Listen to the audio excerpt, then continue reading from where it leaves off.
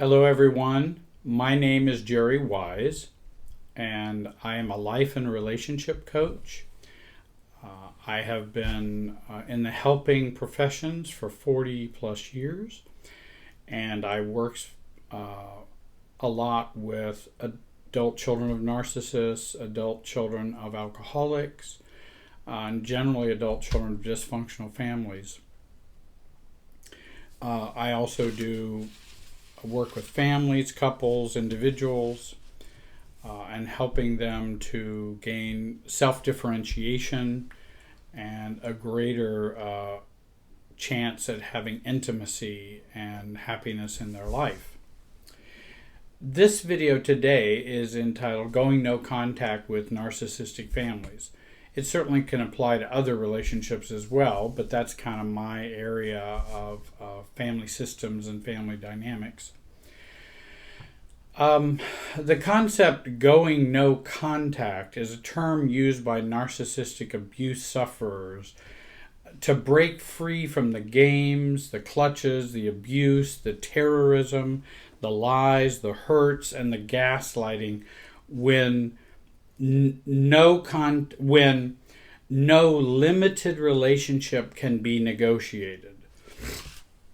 In other words, when you have family members that no matter what you do, there is just no way to negotiate any kind of a reasonable relationship. Not even a great relationship, but I mean not even a reasonable one.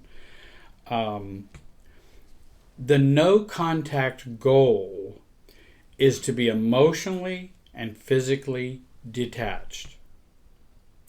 And I work in the area of self-differentiation coaching and work with clients, which again is a goal of learning to be more detached, not as enmeshed. And many times when there's abuse, in fact all times when there's abuse, narcissism, mental illness, drug and alcohol addiction, the family gets so enmeshed with each other. Again, some family members may cut off, but they cut off because they're so enmeshed.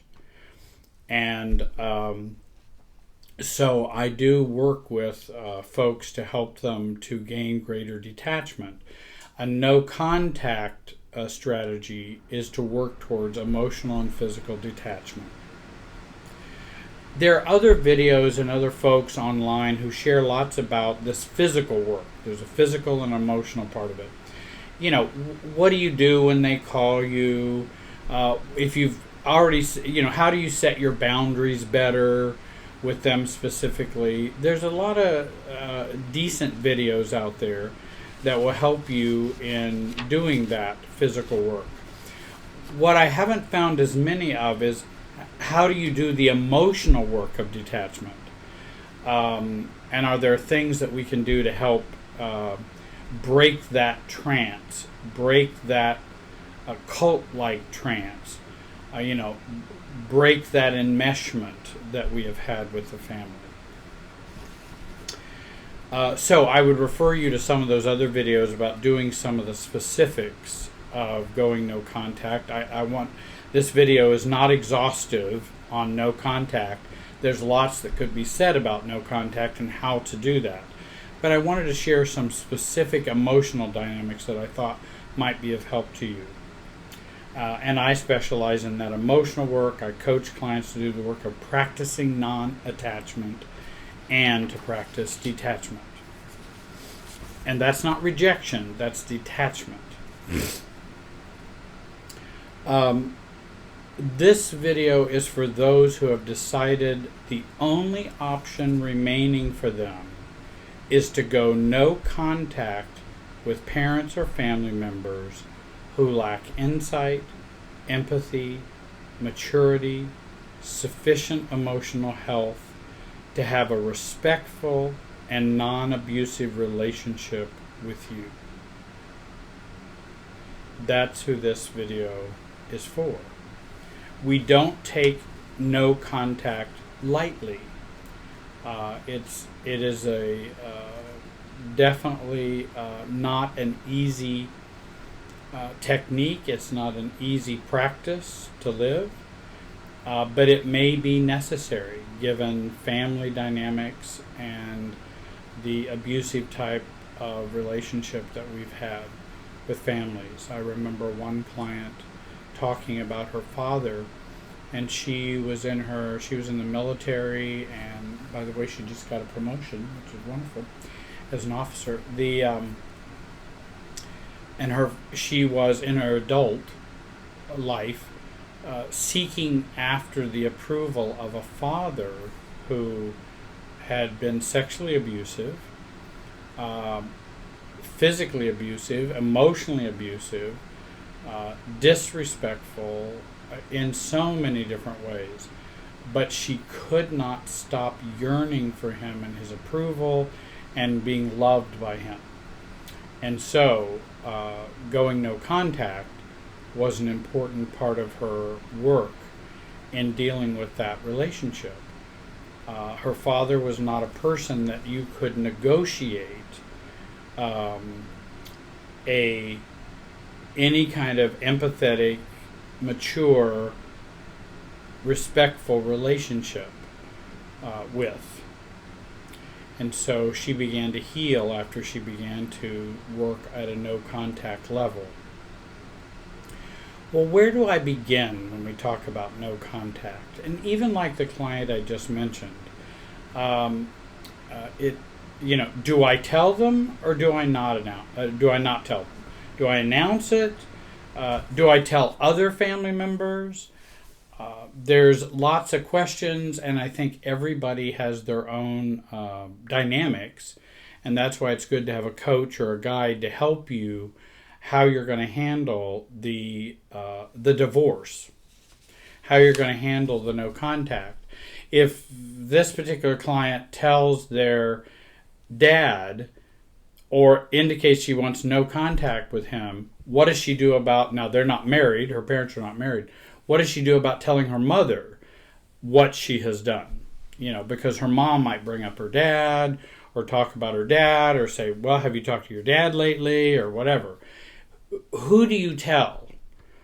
And there's a lot of questions around that. I can't answer all those dynamics for you today. And I do mention that when I do these videos are to speak to people in general.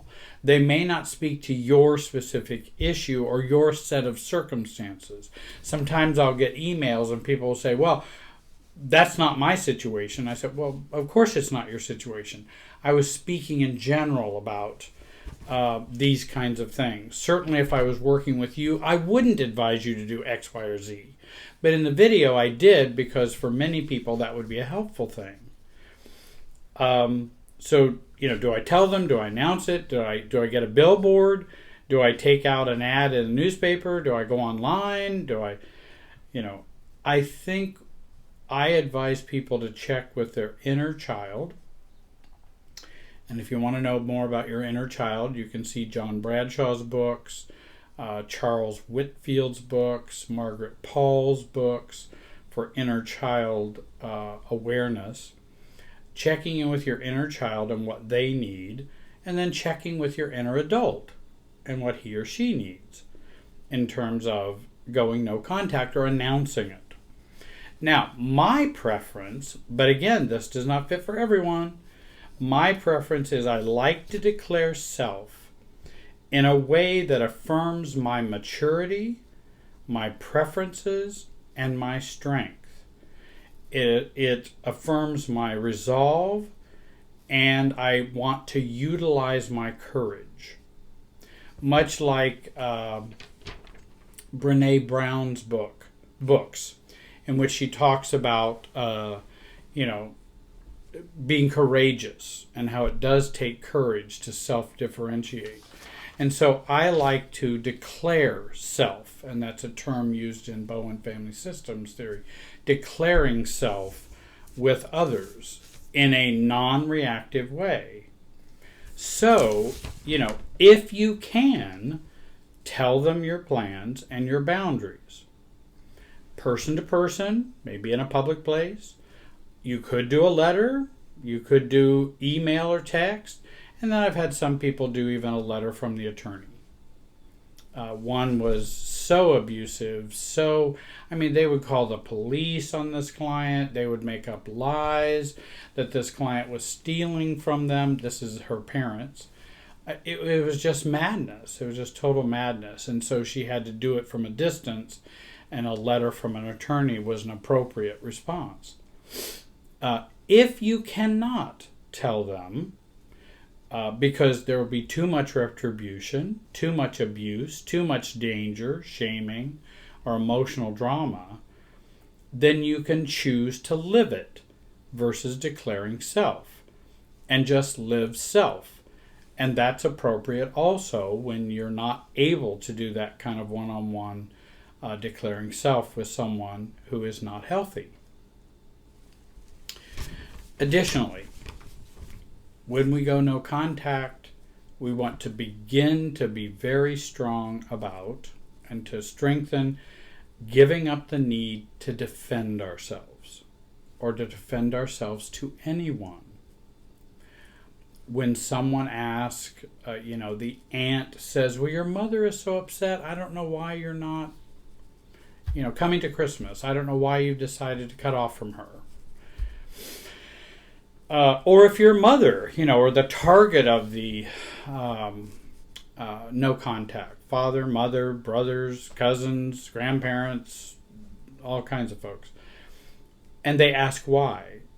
Because it is my choice and it is my preference. I need not give any reasons or excuses. I've done the math. It is my choice and my preference. Because I'll tell you, your math and their math is not going to be the same. So there's no sense talking about the math. Stop talking and arguing about the math. They're going to believe 2 + 2 = 5. You're going to believe 2 + 2 = 4. Now, how long are you going to argue about that difference in math and defend your answer? Mathematicians say 2 + 2 = 4, Dad. No, 2 + 2 = 5, son. You need to... And then we'll argue for years over this math difference. Giving up the need to defend yourself says, I've done the math, and this is what I've come to. And my math says this. And if somebody says, well, how can you do this? Well, if I need to tell, an aunt says, well, how are you choosing to not have any contact with your father? Well, Aunt Mary, I'm sorry, I have no other choice. I wish I did. But that is my preference. And then others will ask, well, what will the family think? Well, I don't know. What they have always thought. And that actually the only people involved are me and the people that I'm going no contact with. Those are the people who are involved in this relationship. No one else needs to have all the reasons or all of those things. And again, the family or others are going to think whatever they're going to think. And if they thought bad about you before the no contact, they'll think bad about you after the no contact. If they thought good and respected you before the no contact, hopefully they will think good of you and respect you after the no contact.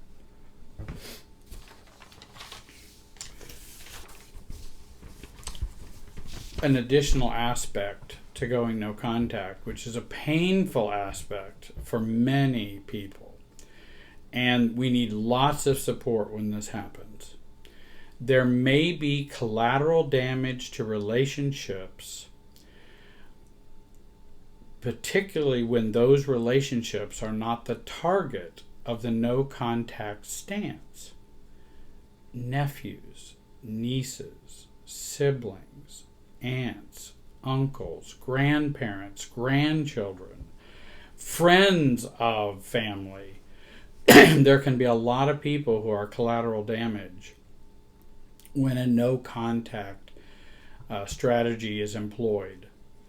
And this can create a lot of grief and sadness. Because let's say you have an abusive son who is alcoholic and addict, has 3 young children. You want to be in contact with your grandchildren that you love dearly, but he and his wife are so toxic, so mean, so out of control that they're disrespectful, abusive, to the point of raging or physical. What are you going to do? And so we will many times stay in that relationship a lot longer because we have grandchildren involved and we don't want to lose them. And then we will put up with a lot of abuse in the process. And on the one hand, I completely understand that. I don't criticize anyone who wants to stay in contact with these collateral relationships. On the other hand, I don't know whether it would be better in the long run, playing the long game rather than the short game, but playing the long game to where I want to be as healthy as I can be as a grandparent, which will then be an inheritance I give to my grandchildren, even if I cannot see them. Or I can try to stay in their lives while taking all the abuse and all these other things. Then that sends another message to the grandkids. So it's a complicated systems, emotional dynamics. And again, I would get a guide or an anchor to help you with that. There can be a lot of grief work that will need to be done. You may have to do some intentional funerals for the losses to be able to do a no contact. I have a video out on doing intentional funerals so that we can let go of folks that we need to let go of so we can be healthy and safe. And many times it's even a matter of being safe and not hurt or damaged. And I know how difficult it can be to give up grandchildren. I know that from personal experience. For a while, it was very touch and go and very difficult and very painful. But we have to let go to survive emotionally, because I know, like me, it was driving me crazy. I was just going insane, and I thought, that's not going to help my granddaughter if I go insane about these things. And so we want to survive emotionally so that we can be there for them even in the long haul, in the long game. And I have seen the pain of grandparents whose narcissistic kids use their kids or grandchildren as weapons or pawns in a relationship drama. And again, I encourage, play the long game. It's hard, but play the long game rather than the short game. Look to the future and do the things now that you can be proud of when you do have contact with your grandchildren. Let's say you don't see them for 3 years, and then they're getting older, and then there's a restoration of some sorts of the relationship, and they go, well, why didn't you, I didn't think you cared about me. Well, let's have that talk now. I absolutely cared about you the entire time. I loved you and was heartbroken because of us not being able to see each other.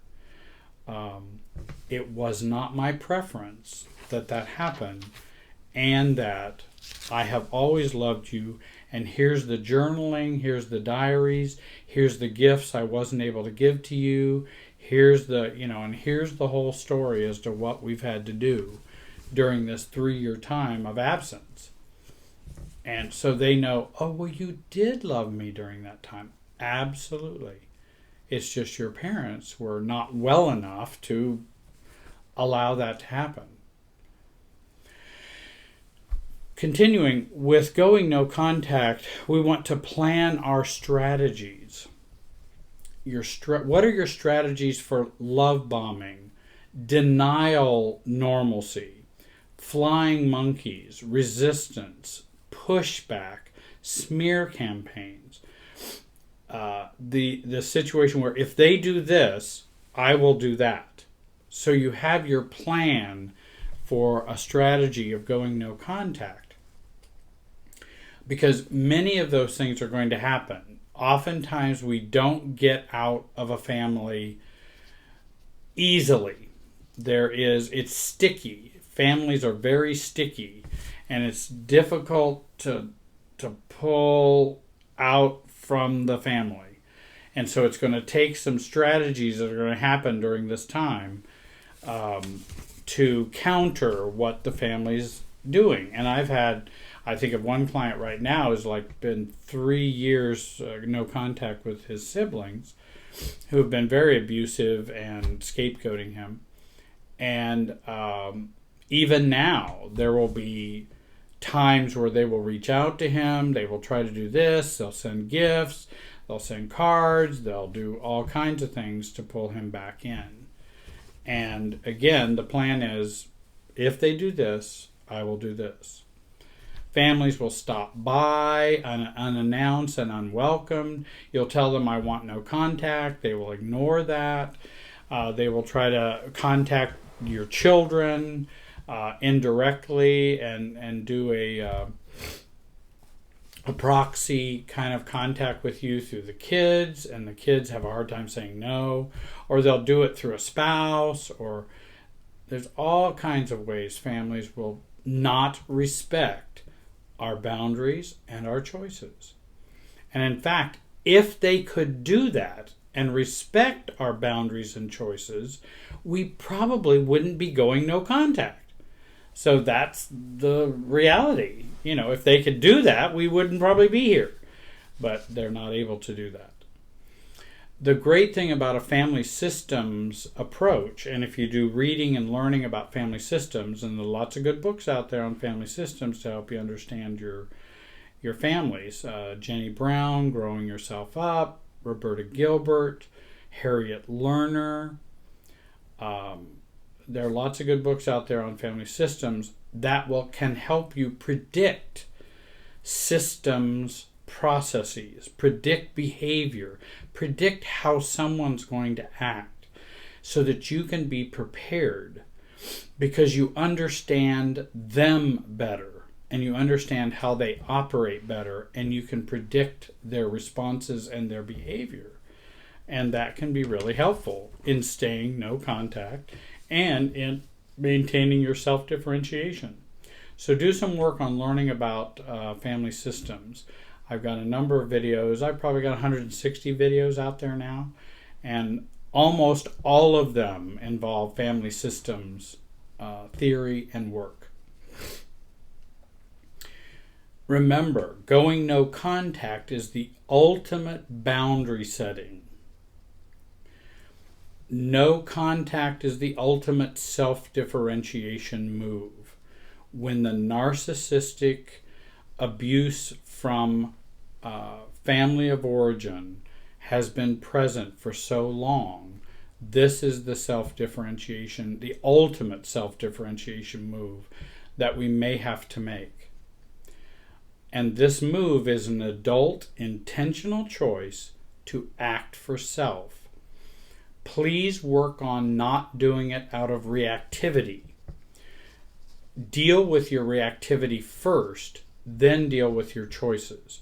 And that's what I help coach folks to do. That's what these books talk about also. And Brene Brown is another good one.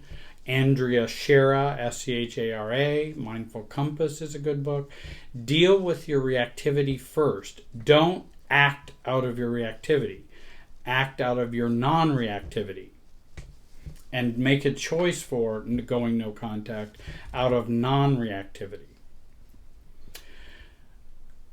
Going no contact does not resolve emotional enmeshment. It may get me out of the family, but it doesn't get the family out of me. This work continues. And remember, you can get out of the family. You want to get your family out of you. And I think that's true whether someone goes no contact or not. We want to get the family out of us. And in more normal families, we don't need to hate the families or reject the families. We just don't want to be the family. We don't want to only be the family and be the family super self. And partake in the family super self and partake of the already established roles that you should function in and be. So remember, if you're thinking, well, I'm enmeshed with my family, I'll fix that by going no contact, it doesn't fix that. That's a whole nother different and separate work. You may need to go no contact because of abuse, dysfunction, toxicity, danger, harm, all those kinds of things. But we have to work on living the life of detachment and practicing non-attachment. We have to do that. Additionally, remember, each family member uses every other family member to balance his own dysfunction in the family. Let me say that again. Remember, each family member uses every other family member to balance his or her own dysfunction in the family. That's true in business, true in churches, in mosques, synagogues, any organizations, PTA, and families as well. So, if you pull yourself, expect changes in the family and shifts in the family if you exit in a no contact way. That's going to destabilize the homeostasis, the stability. That's going to, in other words, you have a mobile where, how these things are attached by a string. And if you pull one mobile off, one part of the mobile off, it shifts all the other parts of the mobile. That's the same with families. It's going to shift all those processes. And so the family may then find another scapegoat. They may choose another golden child. The target of the no contact may become the victim. They may become a persecutor. Their different roles are going to change and shift when you exit the family, because all of their functioning is dependent upon all the other people's functioning. And so they've got to make that shift. And I think of no contact disrupts this fitting together process of the family. Another way, if you remove the supply, if we're the narcissistic supply for a narcissist, and you remove yourself from the supply, that's going to disrupt the fitting together of the narcissist and how he operates or she operates. Immature cutoff or reactivity doesn't disrupt this fitting together. It's just a continuation of the fitting together, only in a different form. So we want to do a non-reactive going no contact. Going no contact in dysfunctionally toxic families is a strong rejection of your family role and the role you play in the family. It is also a powerful rejection of the way the family sees things, because your going no contact says, I don't see it that way. I'm not going to live it that way, and I don't see it that way. I don't see the reality that way. I think about another example is the family is a play. Everybody's got their role. Everybody has their lines. Everybody has their costumes. And really, there are costumes in families. There's roles. Costumes in family can include tattoos, hats, canes, walkers, all kinds of costumes that we use in families to reflect our role. And so we play this role. We have this play. There's an audience watching it. Now, if you take one of the main players out of this play and remove them, what do all the other players have to do? They've either got to pick up for and say the lines of the player that got removed. They also have to play off each other differently because we've removed that main player. And so the play has to go on, but it has to have a new way of going on. And so, and I've been in plays before, operettas, and things like that. And if somebody forgets their line, we all have to go into a new mode of how we're going to function right now. the family does the same thing. I hope that analogy might help. In a relationship with a narcissist or a very toxic, crazy-making family, going no contact is a powerful declaration of my rationality. In other words, this is how I see it rationally. This is how I rationally view this objectively. You may disagree with me, but this is how I see it. Many who have grown up in dysfunctional families, adult children of alcoholics, adult children of narcissists, adult children of abuse, experience a cult-like life within their family.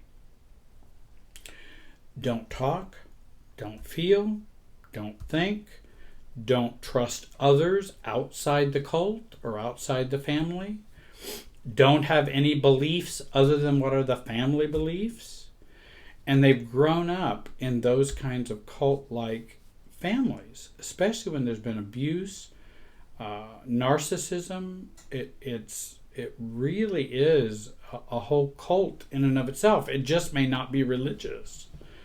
And then some families are connected to religious cults, and their family becomes a religious cult, and you can be shunned and excommunicated if you do not follow the family and religious line. And so going no contact may be necessary so that you can begin to talk and feel, think, and maybe trust others outside your family, and trust that the world is not quite as uncaring, unloving, and untrustworthy as you think. The world is not a perfect place, but there are some good people in it.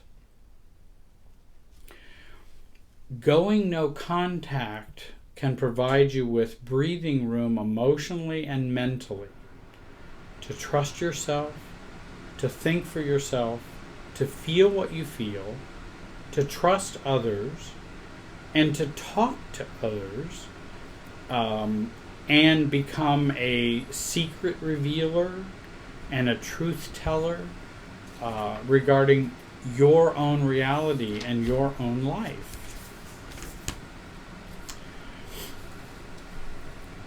Not only have we learned these rules, but in painfully dysfunctional and abusive families, we have accumulated experiences which result in complex PTSD. There's complex PTSD and there's PTSD. PTSD is a traumatic experience and tends to be more time specific. When I had three people broke into my house wielding guns, broke into the house at night before I was going to bed, came in, there was a robbery and a pistol whipping, and I did get a black eye, and it was quite horrific, and I thought this could be my last night. And my mother, my 90-year-old mother, was involved. It was quite horrific. That can be a PTSD event, which it has been, because then for a long time, whenever I started to go to sleep, I would feel this panic, because it was right when I was starting to go to sleep and that this big boom happened and the door was busted in, and it was horrible. I'm doing much, much better now. That was a number of years ago. But that's PTSD. CPTSD is prolonged trauma over time. Abuse, neglect, especially during childhood, and narcissistic abuse, and that's day after day after day. It could be small things where you are criticized or shamed every other day, time and time again. And over time, this builds this complex PTSD that we can experience. Often we fear going no contact because we distrust the world. Because we think, we've been trained, only trust your family, don't trust anybody outside of it. The toxic family is who we know. All these other people we don't know. and we feel like damaged goods. We feel worthless. We feel nobody understands us, and I don't even understand myself.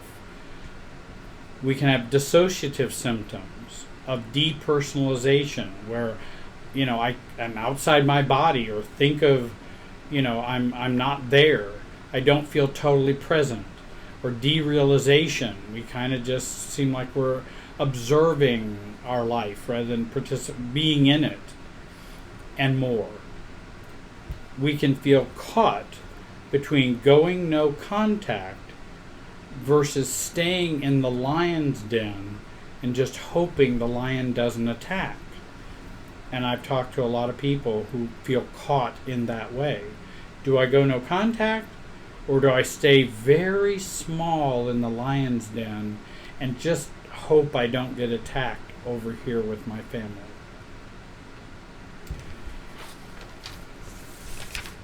We want to identify our triggers if we have CPTSD and we're going to go no contact, because those triggers will probably be triggered during a no contact strategy and process. Having too much stress can be a trigger. Anger outbursts by others in our family can be a trigger for CPTSD. There are lots of triggers, and there are some good books on CPTSD. There's even a good workbook I like. CPTSD, it's called the CPTSD Workbook. I can't remember the author right now, but I think it's a good one. Because you want to identify your triggers when you're going to go no contact, so that you can be very aware of what's going on, and what's going on with you emotionally. We also want to work at slowing down our emotional process. We tend to run way out in front of ourselves, and we want to learn to stay with ourselves when going through a no contact experience with others. Because we have been so often so focused on the other that we really have to shift that focus over to being aware of ourselves, inner bonding, focusing on ourselves, our awareness of our feelings, our bodily experiences, etc., because that will help with maintaining the no contact strategy with abusive folks. And all of these things I work with clients on. Certainly in this short video, I can't go into all the details of that. I am trying to I've got plans of working on a 12-week master class that hopefully will be maybe this summer. I'm hoping to get it worked on, and I will be, if you write to me or go to my website, www.jerrywiserelationshipsystems.com. If you go to my website, you can send me an email to sign up for my email list, so that I can let you know when these things happen and when the master class starts. And I hope you will contact me below. You can contact me at jerrywise5@gmail.com. I hope you will join my YouTube channel, which is Jerry Wise Relationship Systems. And then if you subscribe, then every time I put up a new video, you'll get notified of that in your email. I want to say I hope this video has been a help to you. Please watch my first in this series, Preparing to Go No Contact, and the additional video, which is Self-Care for Going No Contact. And that will be the third in this series. Excuse me. Please contact me if you'd like to have one-on-one coaching. Join this YouTube channel. If you'd like to donate so that I can make more videos, I certainly would appreciate that. You can donate to PayPal or just contact me if you'd like to do that. I so want to thank you for watching today. I appreciate all the comments and the kind words that people have sent to me. I just can't tell you how much I appreciate that, and all my viewers. I have the best viewers and followers in the world. So I want to thank you again and have a great day.